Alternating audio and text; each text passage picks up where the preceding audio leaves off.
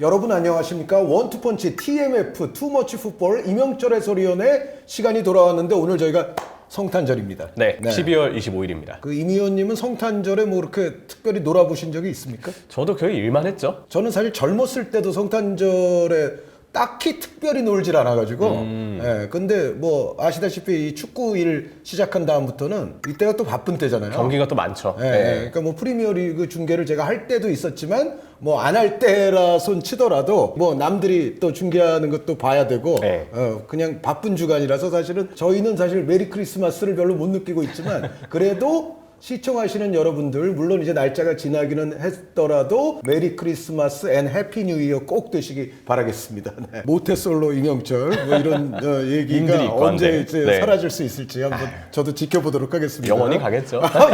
뭘 그걸 영원히 가요. 네, 언젠간 방점이 찍혀있지. 건실한 청년이라는 걸 제가 감사합니다. 보장을 해드리고 어쨌든 오늘 이명철 위원님과 나눠볼 대화는 바로 얼마 전에 끝난 프리미어리그의 두 경기를 위주로 이제 대화를 나눠보겠는데 첫 번째 경기는 역시 손흥민 선수가 이제 114골이 됐습니다. 프리미어리그. 그렇죠. 네. 이안 라이트를 넘어섰어요. 단독 23위가 됐죠. 그렇습니다. 이제 제라드 선수도 눈에 보이고 네. 루카쿠 선수도 눈에 보이고 뭐 이제 그런 상태가 됐고 유럽에서의 여태까지의 골은 또 205골. 네. 그리고 토트넘 역대 골 순위도 5위에 점점 더 근접하고 있습니다. 살아있는 역사죠. 네. 그렇죠. 아마 올 시즌에 역대 5위 충분히 되지 않을까 싶은데 어찌됐건 손흥민 선수의 골이 터졌던 또 토트넘 대 에버튼의 대결. 에버튼이 요 경기는 패했더라도 그 전에 프리미어 리그에서만 4연승을 했잖아요. 그렇죠. 그러면서 또 실점도 안 하면서 또 4연승을 했는데 이 토트넘전에서도 에버튼 스타일의 어떤 위력은 여실히 나타났던 것 같아요. 에버튼 요즘 왜 강한지 그거 한번 말씀해 주세요. 사실 션다이치의 이 경기 스타일 자체는 극한의 효율을 중시하는, 그러면서도 속도를 좀 중시하는 그런 축구라고 정리가 좀 가능할 텐데요. 번니에서의 스타일과 지금의 스타일은 크게 다르진 않습니다. 근데 일단 역시 번니의 어떤 재정적인 상황이나 그때 어떤 선수 구성을 봤을 때 지금의 에버튼이 훨씬 더 좋은 선수층을 가지고 있는 거는 다분하고요. 그리고 이제 션다이치 감독의 스타일이 더 좋은 선수랑과 맞물리니까 자연스럽게 션다이치가 구상하는 이상적인 그림이 좀 더 가깝게 매 경기마다 그려지는 게 아닌가라는 생각을 합니다. 경기 외적인 이슈로 보자면 승점 삭감 징계가 있기는 했지만 팀 분위기에는 오히려 더 선수들을 더 돈독히 모이게 만드는 계기가 된 것 같아요. 그러면서 에버튼이 지금 상당한 좀 상승세를 타고 있다는 생각입니다. 승점 삭감이 아니면 에버튼의 현재 순위는 탑10 안에 드는 거죠. 그렇죠. 유럽 클럽 대항전 경쟁도 그러면 가능하죠. 네, 에버튼이 어쨌든 삭감 이후에 오히려 더 힘을 내고 있고 그리고 에버튼 경기를 제가 요즘 보면 다이렉트 풋볼 그런 게 예전부터 잉글랜드가 좀 표방해오고 숭상해왔던 그런 스타일이기는 하거든요. 그런데 저는 잉글랜드식 축구라 하더라도 무조건 그 잉글랜드식 축구는 나쁘다라고 생각하지는 않습니다. 물론 평균적으로 보면 잉글랜드식 플레이를 그렇게 추구하다 보면 사실은 정확도, 확률 이런 부분은 좀 떨어지기 때문에 사실 그게 뭐 정말 궁극적인 이상적인 축구냐라고 묻는다면은 그거는 좀 물음표가 있기는 하더라도 어느 정도 수준까지는 아주 잘 구현되는 잉글랜드식 축구가 효율을 나타낼 때가 있거든요. 근데 에버튼 요즘 보면은 아주 잘 구현되는 그 잉글랜드 스타일인 것 같아요. 그렇죠. 저는 그렇게 표현하고 싶은데 자유도를 잘 부여한 잉글랜드식 축구다. 이렇게 좀 보고 있거든요. 이 팀의 포메이션이 보통은 4-4-2 아니면 뭐 4-4-1-1 가너랑 느윈 선수가 보통 투톱처럼 설 때가 많은데 이 스타일이 공격을 할 때 2-4-4처럼 풀백들 한 단계 전진하고 윙들도 마찬가지로 투톱과 함께 전방으로 올라서면서 굉장히 넓게 벌려서는 스타일을 차지합니다. 왼쪽에 맥릴, 오른쪽에 해리슨 선수가 이제 주로 폭을 좀 벌리는 역할을 담당하고요. 이때 이 아래쪽에 있는 4명의 미드필더들, 중앙 미드필더 2명과 풀백이 순간적으로 올라가서 마치 미드필더처럼 배치가 되잖아요. 이 4명의 움직임에 상당한 자유도를 부여합니다. 그래서 예를 들어서 폭을 벌리는 윙과 중앙에 있는 공격진 사이에 그 하프 스페이스라고 부르는 공간이 벌어지면 그쪽으로 중앙 미드필더가 자유롭게 침투해서 2, 3, 5로 순식간에 바뀌고요. 그때그때 상황에 따라서 중앙 미드필더가 갑자기 오버래핑을 하면서 풀백의 역할을 대신할 때도 있고 반대로 풀백이 안으로 들어와서 하프 스페이스를 겨냥할 때도 있고 상대 수비 입장에서는 수비하다가 상대 컨셉을 읽지 못하고 말릴 수밖에 없습니다. 저는 그래서 에버튼의 이 스타일을 보면 롱볼을 통해서 좀 빠른 속도에 나오잖아요. 그리고 롱볼로 나간다는 거는 상대 수비가 정비되기 전에 빠르게 상대 진영으로 나간다는 뜻이고, 그렇기 때문에 상대 수비나 어느 정도 압박에 대한 대응은 기본적으로 갖춰지지 않은 상황입니다. 네. 근데 에버튼은 약속한 롱볼 플레이를 빠르게 바로 상대 진영으로 볼을 보내면서 그 짧은 시간 동안 앞서 언급드렸던 선수들의 약속된 자유로운 움직임이 그때그때 상황에 맞게 부드럽게 구현이 되기 때문에 상대 수비는 막기가 너무 힘들고요. 자연스럽게 세컨볼이라든지 아니면 첫 번째 롱볼을 칼버트 링과 같은 선수들이 받아내면서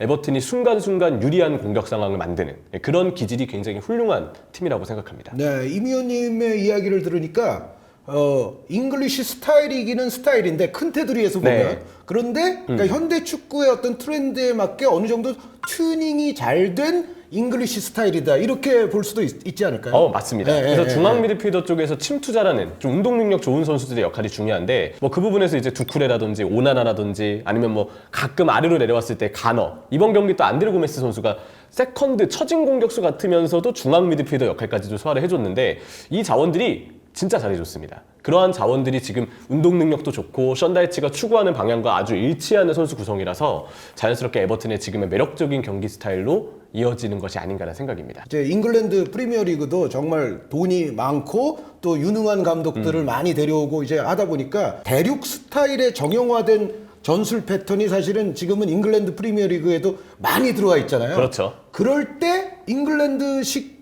그 축구를 굉장히 잘 구현하는 에버튼 같은 팀이 하나 딱 있으니까 오히려 좀 더 약간 신선한 맛이 있어요. 전술 대 전술로 보는 싸움이 좀 생기죠. 서로가 예. 비슷한 어떤 컨셉을 가지고 있으면 결국 시간이 지날수록 두 팀의 경기 스타일이 똑같아진다는 느낌이 들거든요. 전체적인 리그로 보더라도 조금 이제 지루해지거든요. 그래서 골키퍼로부터 뭐 맥닐, 가너 이렇게 뭐 몇 번 안 되는 패스로 연결되는 이 공격이 상당한 위력을 발휘를 해서 에버튼 축구 저도 굉장히 흥미롭게 봤는데요. 그럼 이제 토트넘 얘기로 좀 넘어가서 토트넘이 어쨌든 그래도 이겼습니다. 그리고 손흥민 선수의 또 골이 결승골이 된 셈인데 손흥민 선수가 요즘은 이제 측면으로 다시 갔잖아요. 네. 측면으로 다시 갔다는 거는 사실은 골을 잡아내는 데 있어서는 약간 이제 포지션적인 조금 핸디캡은 생긴 셈인데 그럼에도 불구하고 손흥민 선수가 이렇게 골이 또 중요한 순간마다 터지는 그런 비결은 어디 있을까요? 일단 올 시즌 본인의 컨디션이 상당히 좋은 것 같습니다. 지난 시즌 부상, 특히 탈장에 대한 약간의 통증이 좀 오래 이어졌다고 하죠. 그리고 당연히 지금보다 팀의 컨셉이 굉장히 수비적이었기 때문에 오히려 공격적인 컨셉으로 바뀌면서 팀의 전체적인 공격 상황 자체, 골을 노릴 수 있는 기회 자체가 많아진 점이 당연히 손흥민 선수한테도 꽤 이로움을 주었을 거라고 생각을 하고요. 근데 그러면서도 지금 본인의 어떤 컨디션, 결정력이 유독 물오른 시즌인 것도 맞는 것 같습니다.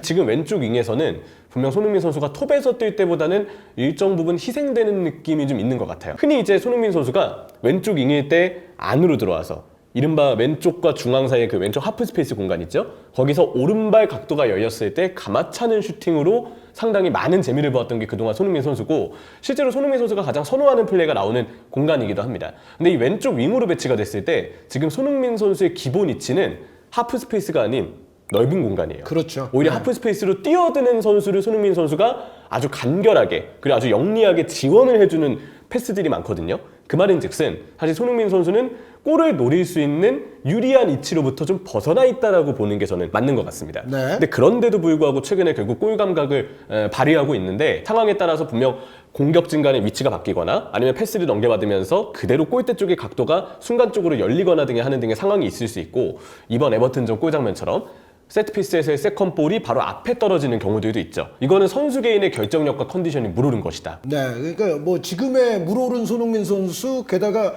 결정력도 뭐 한결 더 노련미를 발산하고 있는 지금의 손흥민 선수라면 뭐 중앙이건 뭐 측면이건 위치에 구애받지 않고 지금은 좋은 골 감각을 계속 이제 이어갈 수 있는 그런 바탕이 된다는 말씀이신데 요즘은 히샬리송 선수가 또 잘하고 있어요. 네, 히샬리송 선수의 반등은 어떻게 생각하세요? 일단 히샬리송이 다시 최전방 공격수로 기용이 된 점. 사실 최전방에서 히샬리송 선수가 좀 내려와주고 좀 열심히 뛰어주면서 그리고 경합에 있어서 특출난 장점이 있는 건 아니지만 그래도 최선을 다해서 상대 수비를 좀 성가시게 만드는 거는 좀 잘하는 선수거든요. 그런 역할을 최전방에서 히샬리송 선수가 수행해주는 것도 최근에 팀에 도움을 주고 있지만 본인의 폼이 살아나는 데 있어서는 일단 첫 번째로 확실히 몸 상태가 좋아진 점. 수술을 하면서 그동안 안고 있었던 이 골반 쪽 내지는 사타구니 쪽의 문제를 해결한 점이 좀 도움이 된 거라는 생각이 들고요.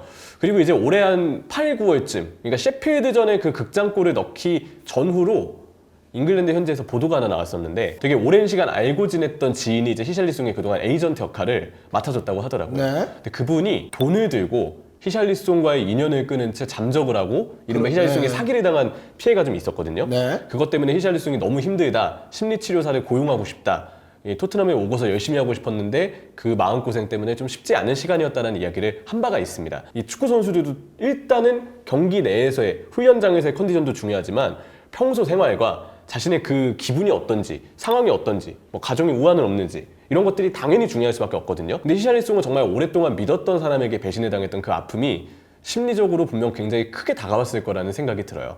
하지만 셰필드전에 골을 넣었고 본인도 이제 수술을 하면서 몸 상태가 좀 더 좋아지게 되는 계기도 마련을 했고, 그리고 포스테코글루 감독 아래에서 좀 공격적으로 뛰는 선수들은 그래도 다 계속해서 시간이 지나면서 폼이 올라오고 있거든요. 그렇죠. 히샬리송도 그렇지만 사실 최근에 중앙 공격형 미드필더처럼 뛰고 있는 클루셉스키도 정말 폼이 좀 많이 올라있죠. 네. 그런 것처럼 뭔가 팀적인 분위기, 또 주장 손흥민 선수가 유로 히샬리송 선수를 많이 응원을 해주기도 했었고, 본인도 이제 아마 심리치료를 지금 받고 있을 텐데 뭔가 본인의 그동안 옥죄였던 스트레스적인 요소에서 좀 벗어나면서 사기가 좀 올라온 것, 그런 부분들이 이제 히샬리송의 폼 상승에도 영향을 주지 않았을까라는 생각입니다. 워낙 또 움직임 자체는 성실한 선수잖아요. 그렇죠. 열심히 뛰죠. 그래서 네. 어떻게 보면 이제 그러한 또 보상을 최근에는 이제 받고 있다는 생각이 드는데, 토트넘이 승리를 하기는 했더라도 매우 고전한 건 사실이거든요. 맞습니다. 네, 이 고전의 어떤 전술적 원인 분석 이런 거를 또 이명철 해설위원께 묻고 싶습니다. 사실 전반전에는 토트넘이 워낙 에버튼의 공략을 잘했다는 생각을 합니다.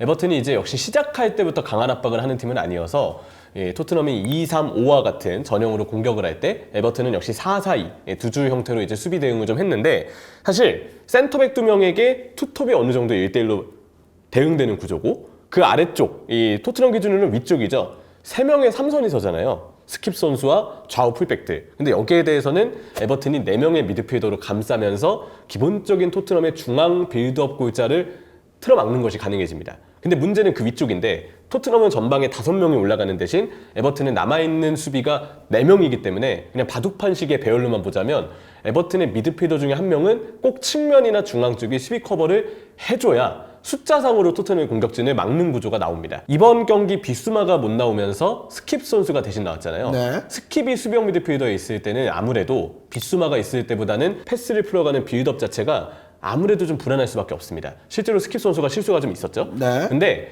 그래서 이제 포스테코글루 감독이 평소보다도 패스의 길이를 좀 더 길게 가져가거나 아니면 측면 위주로 볼을 전진시키고자 하는 의도를 보여줄 때가 많았어요. 그러니까 중앙으로 활용한 세밀하고 복잡한 빌드업은 토트넘에게도 부담이 컸던 거죠. 맞습니다. 네. 그래서 측면으로 볼을 많이 보내고 상황에 따라서는 내려오는 히샬리송에게 낮지만 좀 길게, 공중볼 노리는 게 아닙니다. 낮지만 길게 깔아주면서 바로 전방으로 볼을 보내기도 했었는데요.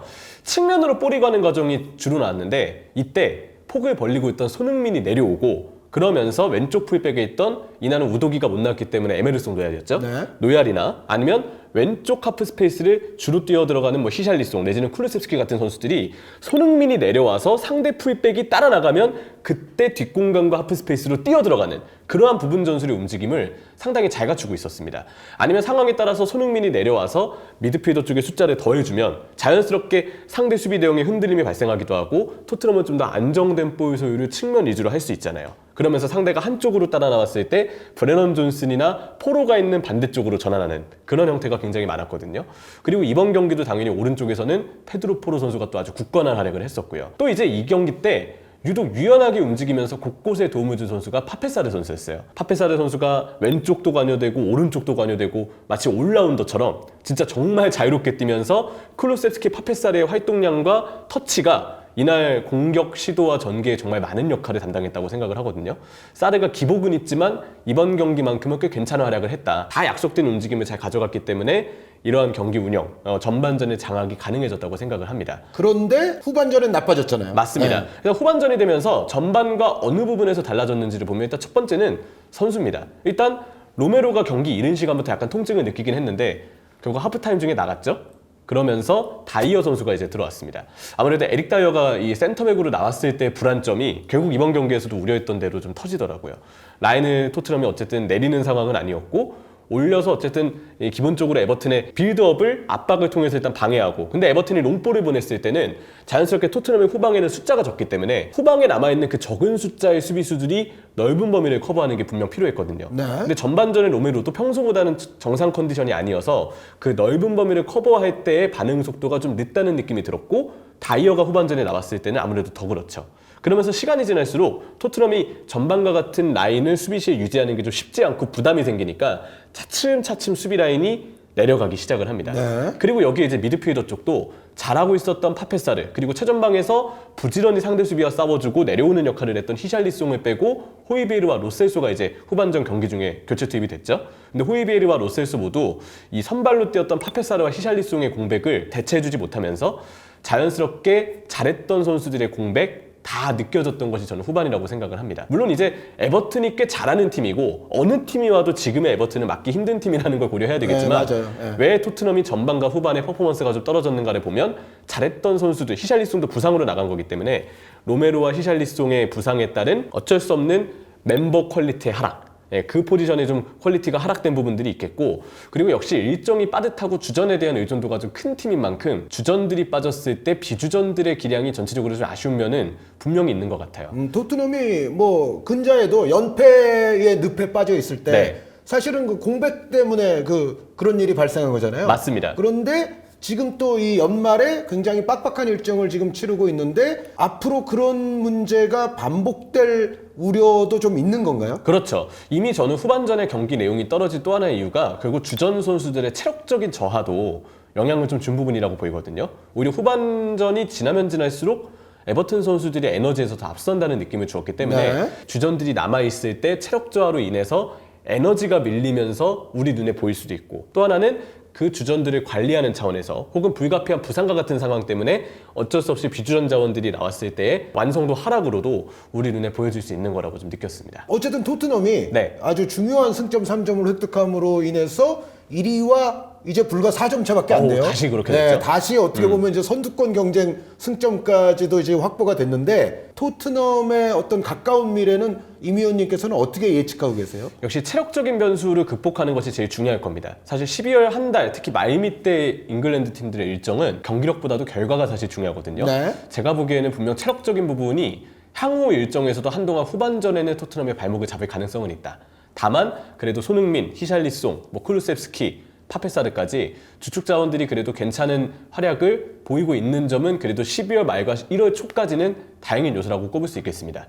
문제는 아시안컵과 네이션스컵이죠. 네, 이제는 네. 또 빠져나갈 선수들이 발생을 하죠. 맞습니다. 그래서 그들의 공백이 아무래도 현재 토트넘에게는 올 시즌 가장 큰 분수령이 될 것 같다. 우리나라 대표팀의 희망이라면 역시 2월 초중순까지 손흥민 선수가 빠지는 건데, 우리 시각으로 2월 아마 11일 새벽이 네. 될 거예요. 결승전을 우리가 이제 하게 된다면. 맞습니다. 네, 현지 시각으로는 이제 2월 10일 저녁 정도인데, 이제 카타르와 우리 시차가 있으니까 우리는 아마 자정쯤에 경기를 시작을 하게 될 텐데, 그러면은 뭐 2월 11일까지 경기한다고 봐야 되거든요. 그렇죠. 예. 그 시기까지 얼마나 잘 견디느냐가 역시 토트넘한테는 분수령이 될 것이고, 다행인 점은 메디슨이나 판더벤이 이제 서서히 좀 돌아올 수 있다는 게 되겠죠. 웬만하면 네이션스컵과 아시안컵 때문에 빠져있는 그 기간 동안, 주전들이 빠져있는 기간 동안 이들이 빠르게 돌아와서 팀 컨디션 너무 하락하지 않고 그대로 좀 쭉 유지가 될 수 있게끔 잡아주는 것이 가장 중요한 중후반기일 거라고 생각합니다. 임 의원님께 조금 어려운 질문을 드리자면, 극복할 것 같습니까? 극복하기가 좀 어렵습니까? 궁극적으로는. 정말 어려운 질문이네요. 1월 달에 특히. 팀 분위기에 있어서 주장 손흥민이 미치는 역할, 그리고 공격적인 축구에 선수들이 선호하는 플레이를 좀 더 많이 시도할 수 있게끔 전술을 조성해주는 포스테코글루 감독의 역할, 그리고 거기에 따라주는 선수들의 역할까지 팀 분위기는 그 연패 기간이 있었는데도 지금까지 변함없이 토트넘은 꽤 좋은 것 같다라는 생각이 들어요. 그리고 손흥민의 윙기용이나 쿠루셉스키의 중앙기용, 다시금 히샬리송을 최전방으로 기용한 선택까지 가용자원 내에서 포스테코글루 감독이 제법 유연한 선택지를 계속 찾으려고 하거든요. 그런 점들을 봤을 때 이탈자가 손흥민, 파페사르, 비수마 같은 자원이라면 이거는 너무 큰 공백이기는 하지만 그래도 가진 자원 내에서 최대한의 활용법을 또 찾을 것 같다는 게 제 포스테코글루 감독에 대한 생각입니다. 네, 그 주전 공백을 그래도 최소화시키면서 뭔가 좀 버틸 수 있는 희망의 여지가 있지 않겠느냐. 맞습니다. 네. 불안하시면 비카리오를 믿으세요. 최후의 보루는 또 비카리오 선수가 있죠. 이렇게 캐리 잘하는 골키퍼는 네. 참 진짜 오랜만에 또 보는 것 같습니다. 그렇습니다. 네. 비카리오 선수의 뭐 지금 행보는 뭐 한 경기 한 경기 계속 놀라움의 연속을 던져주고 있는데, 자 그러면은 이제 토트넘 대 에버튼의 경기는 뭐 이 정도로 하고 리버풀 대 아스날, 자 1위 결정전과도 같았던 경기가 결국은 무승부로 끝났는데, 네. 먼저 드리고 싶은 말씀은 웨데고르 선수의 핸드볼에 대해서는 제가 사과드리겠습니다. 아놀드 민 동작도 좀 위험했습니다. 물론 모든 팀이 다 잉글랜드 주심들에게 피해를 많이 보긴 하는데 두 팀 모두 다양한 그 오심에 최근 휘말린 적도 있었고, 그리고 무엇보다 제가 좀 높게 사는 건 두 팀의 감독들 다 심판에게 큰 소리들을 많이 했어요. 어떻게 보면 분명 필요했던 목소리였습니다. 예. 지금의 약간 뒤숭숭한 그 잉글랜드 심판진 분위기에게 서로가 서로의 마음을 좀 이해하고 있기 때문에 저는 이 사과는 못 받아요. 뭐 궁극적으로는 두 팀 다 좀 시원섭섭한 무승부를 거뒀고, 뭐 두 팀의 경기 전체 나중에 스탯을 보면 점유율도 대동소이했고 슈팅도 거의 뭐 똑같고, 네. 거의 다 대동소이한. 그래서 이거는 스탯만 딱 보면 비기는 게 정상이다라는 네. 느낌이 드는데, 그럼에도 불구하고 두 팀 팬들은 모두가 좀 섭섭했던 게 사실이잖아요. 네. 저 아스날이 리버풀을 꺾지 못한 이유는 뭡니까? 일단 경기 초반부는 아스날이 훨씬 더 내용상, 에너지상의 우위를 점했다고 생각을 합니다. 네. 초반부터 아스날이 꽤 안필드 원정인데도 강하게 공격을 퍼부었고 압박도 꽤 성실하게 걸었죠. 그리고 저는 올 시즌 아스날을 보면서 높게 평가하는 게 전환 속도가 굉장히 빠릅니다. 네. 아르테타 감독이 좋은 팀을 만들었다는 생각이 드는 건 팀이 공격을 나갈 때, 수비로 내려올 때 정말 전환 속도가 빠르고, 혹시 수비로 전환하는 과정이 좀 느려져서 역습을 허용한다고 해도 살리바, 마가이앙이스, 라이스까지 이 세 명은 진짜 그냥 방패 그 자체예요. 그 세 분에 대해서는 저도 아주 감동의 물결이에요. 정말 잘하죠. 네. 아주 잘한 경기, 조금 덜 잘한 경기, 뭐 이런 등락은 좀 있을 수는 있지만, 전체적으로 보면은 아마 그 세 선수의 조합만큼 안정성을 갖고 있는 프리미어리그의 삼총사 조합은 저는 올 시즌 20개 팀 다 통틀어서도 좀 드물지 않나. 그리고 그 자원들이 모두 후방을 지키고, 네. 꾸준한 것도 꾸준한 거지만 철강왕이죠. 그렇죠. 정말 매 경기를 빠지지도 않으면서 내년 또 뭐 2월, 3월 이렇게 또 챔피언스리그 지금 올라가 있기 때문에 네.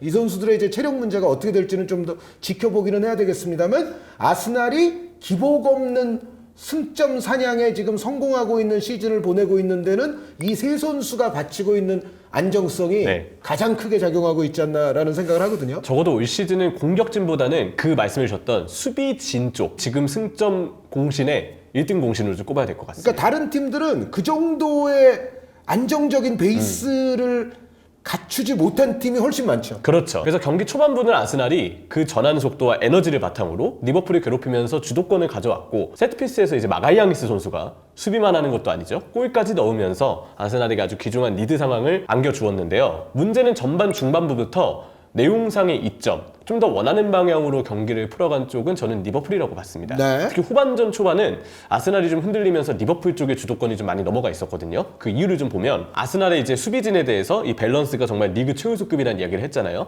리버풀도 후방에서 수비가 아닌 공격을 봤을 때 롱패스 뿌리는 능력은 리그에서 최우수급으로 봐야 된다고 그렇죠. 생각합니다. 아놀드라든지 판다이크, 알리송, 이 자원들이 뒤에서 쭉쭉 볼을 뿌리는데, 마가이앙이스, 살리바, 라이스가 있는 아스날인데도 전반 중반부터 리버풀이 작정하고 롱패스를 뿌리니까 흔들려요. 뒷공간을 주더라고요. 그리고 결국 거기서 가장 많은 아스날 팬분들이 우려했던 진첸코의 수비 불안. 그 진첸코 선생님은 네. 축구 자체는 잘하시는 분이에요. 전진 패스 정말 잘 넣죠. 그러니까 기술적 역량이랄지 전술적 역량이랄지 이것만 봤을 때는 훌륭한 선수가 맞습니다. 그런데 진첸코 선수의 수비력은 단 한 번도 믿은 적은 없습니다.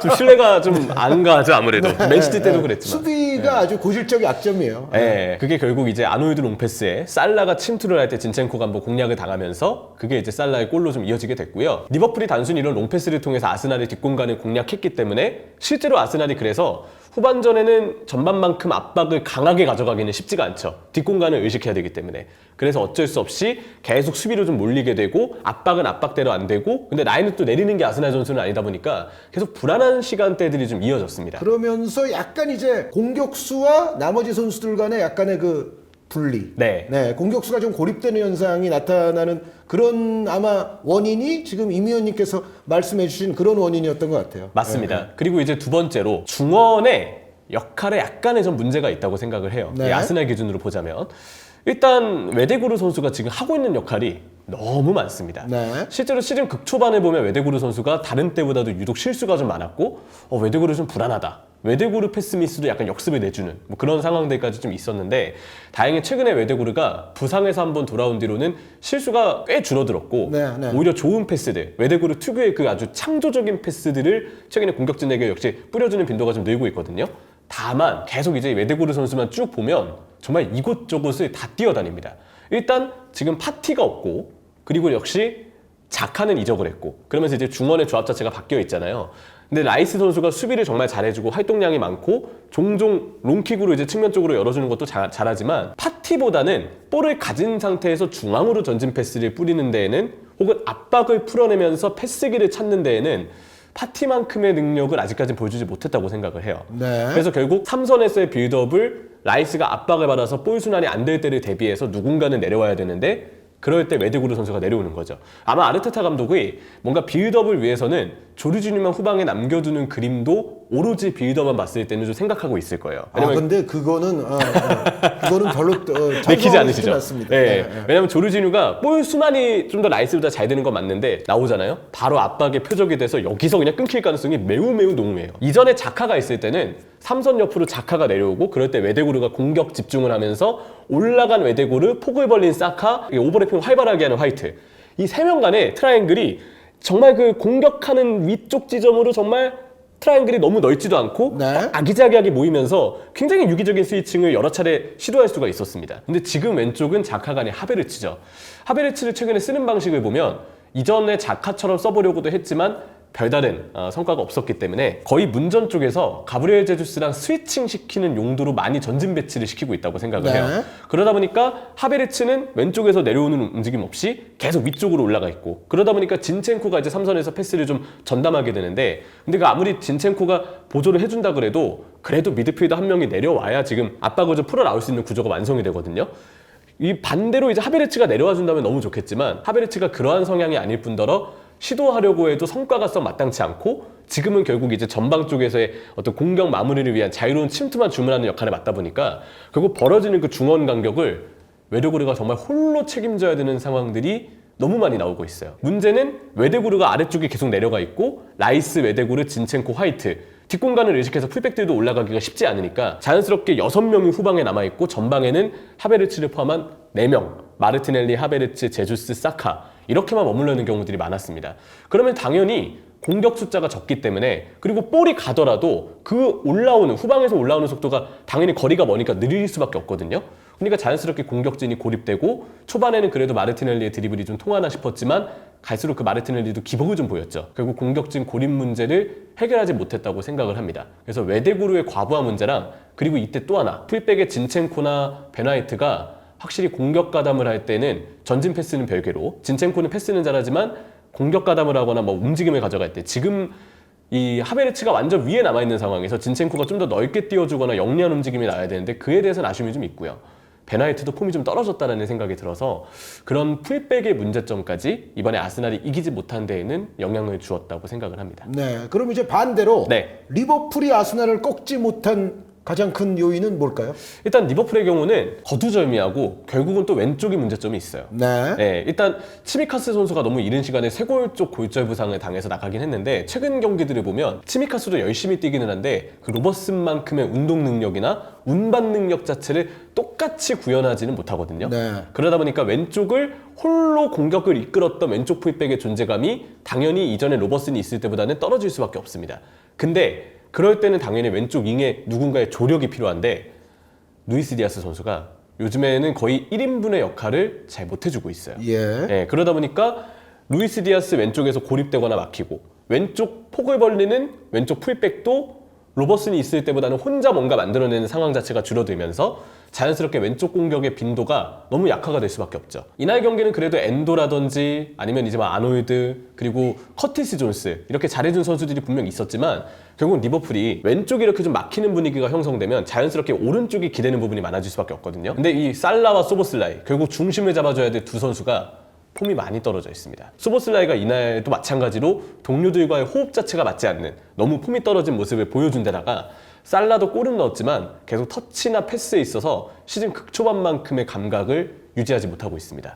결국 이제 왼쪽은 왼쪽대로 이 가용 자원의 한계 때문에 그리고 루이스 디아스의 폼 저하 때문에 살아나지 않는 문제점이 있고 그나마 커티스 존스가 좀 괜찮았지만 오른쪽의 경우는 또 소보슬레와 살라가 묶이면서 자연스럽게 오른쪽으로 볼이 가더라도 뭔가 상황을 바꾸지 못하는 아쉬운 상황마저 반복이 되고 말죠. 이런 문제점이 꼭 이 경기가 아니더라도 다 매 경기마다 최근에 리버풀에게 좀 나왔었는데 그럴 때마다 리버풀이 변화를 주었던 방식은 조고메스를 오른쪽 풀백으로 두고 아놀드를 중앙 미드필더로 쓰는 방식입니다. 네. 근데 이번에 치미카스가 쇄골적 골절 부상을 전반전에 당하면서 너무 일찍이 조고메스 카드를 왼쪽 풀백으로 쓰고 말았잖아요. 왼쪽에 쓰게 됐죠. 네. 오른쪽 풀백으로 브래들리 선수를 교체 투입시킬 수는 있지만 브래들리가 너무 어리고 이 경기가 꽤 강도 높았던 경기였던 걸 봤을 때 쓰는 것 자체는 굉장히 큰 부담이 있습니다.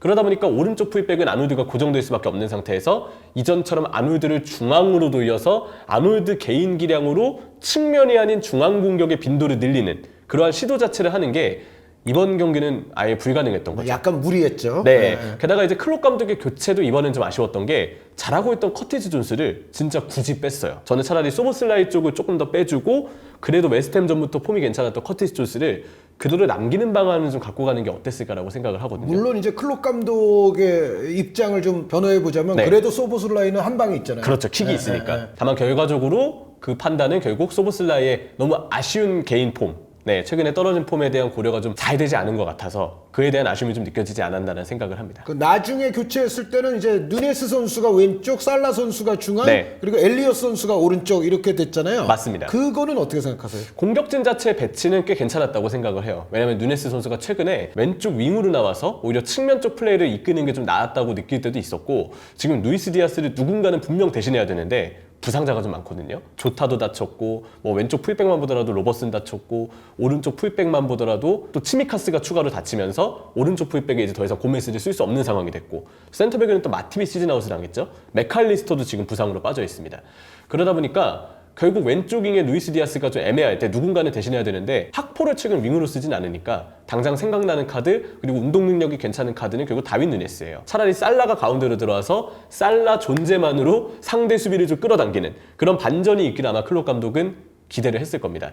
근데 결국 아놀드가 중앙에 있을 때만큼 중원에서의 볼 배급이 원활치 않았고 그리고 또 하나는 역시 마지막으로 갈수록 에너지 레벨이 떨어지면서 두 팀 다 일찍 체력이 좀 소진됐거든요. 아니 그 막판 뭐 한 80여 분 뭐 이때부터는 서로 그냥 패스가 연결이 잘 안 돼서 지쳤어요, 다들. 뺏기고 계속 뭐 그런 상황의 반복이 또 일정 시간 동안 있었어요. 맞습니다. 그래서 그 누네스, 살라, 엘리엇의 3톱은 정말 엘리엇이 그래도 좀 최근에 폼이 좀 번뜩였던 것 그리고 이번에도 기술이 괜찮았던 것 이외에는 경기 상황적인 요소로 봤을 때 무언가를 보여주기에는 좀 적합한 상황은 아니었다. 적합한 시기는 아니었다라고 생각을 했습니다. 결국은 두 팀의 무승부는 두 팀 모두의 현재 나타나고 있는 문제점들이 빚어진 어떻게 보면 합당한 결과다. 아, 맞습니다. 네. 근데 역시 전반 중반부터 그 리버풀이 가장 잘하는 롱패스와 속도로 상대 뒷공간을 공략하면서 흐름을 가져왔던 건 리버풀이었고 그리고 무엇보다 홈경기잖아요. 그런 점을 봤을 때 비긴 것에 대한 아쉬움은 게다가 순위까지 밀리는 리버풀이 조금 더 큰 타격을 받았을 것이다. 반대로 아스날의 경우는 이번 경기 이기지 못한 것에 대한 아쉬움은 있지만 아유 리버풀님하고 네? 안필드에서 뭐 비긴 네. 것만으로도 저는 뭐 만족해요. 아스날님이 이긴 것도 아니야. 네, 이상하지 않을 결과입니다. 아무튼 그런 상황에서 그래도 아스날이 이 무승부를 좀 더 기회로 삼을 여지는 많다. 반대로 리버풀이 조금 더 이 무승부가 손해로 다가올 것이다라고 생각하는 입장입니다. 근데 빌라님도 비기셔가지고 그건 맞아요. 네. 네.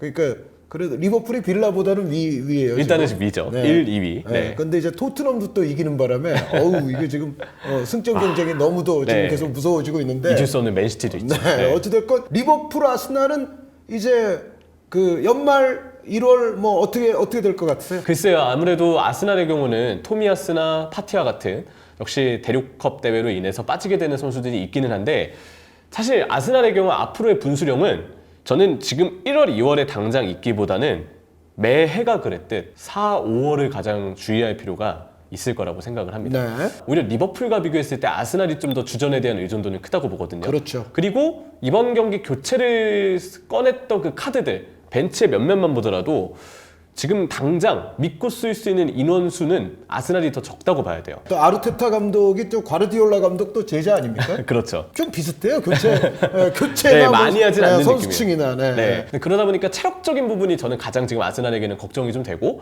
또 하나는 역시 앞서 말씀드렸던 외대구르의 중원 과부하 문제와 풀백의 전진의 한계를 겪는 문제. 그게 이제 선수들 체력과 결부되는 혹은 부상 불운이 찾아올 염려가 있는 4, 5월이 됐을 때 그때 위기를 가장 잘 극복하는 것이 중요할 거라고 생각이 되는 아스날입니다. 네, 리버풀은 폼이 좋으니 나쁘니 해도 살라 선수 없으면은 문제 아니에요? 엄청 큰 문제죠. 네, 네. 게다가 벤도크가 지금 반월판 쪽 부상을 당했다는 얘기가 있어서 가장 오른쪽 공격수로 좀 백업으로 믿고 키우고 있었던 선수가 사실 엘리엇 다음으로 벤도크거든요. 네. 근데 벤도크가 또 부상을 나가면서 공격진 숫자는 또 줄어들었고, 가장 먼저 필사적으로 해결이 되어야 될 부분은 전체적인 공격진의 폼 상승입니다. 지금 루이스 디아스, 다윈 누네스, 코디 학포, 살라까지 전체적으로 폼이 다 무너져 있거든요. 그리고 공격을 이끌었던 소보슬라이마저도 폼이 떨어져 있어요. 그러다 보니까 수비는 역시 알리송과 반다이크가 있기 때문에 그래도 버티는 여지가 좀 있다곤 하지만 공격을 너무 아놀드 의존적으로 좀 끌고 가고 있거든요. 제가 볼 때는 지금 시기부터 주의가 좀 필요하다. 1, 2월. 네, 1, 2월. 근데 오히려 그러다가 이제 부상자들 돌아오고 조타 같은 자원들이 또 한 건씩 해주는 후반기가 됐을 때는 오히려 리버풀이 또 타격을 받을 수 있는 시기가 있지 않을까라는 생각을 해봅니다. 토트넘과 에버튼의 대결, 그리고 리버풀과 아스날의 대결 이야기를 나누면서 이제 향후에 또 이 팀들의 앞날도 이제 분석해보는 시간을 가졌습니다. 저희는 임영철 해설위원과 더불어서 원투펀치 TMF 두 번째 코너 또 흥미로운 주제를 가지고서 찾아뵙도록 하겠습니다. 여러분 감사합니다.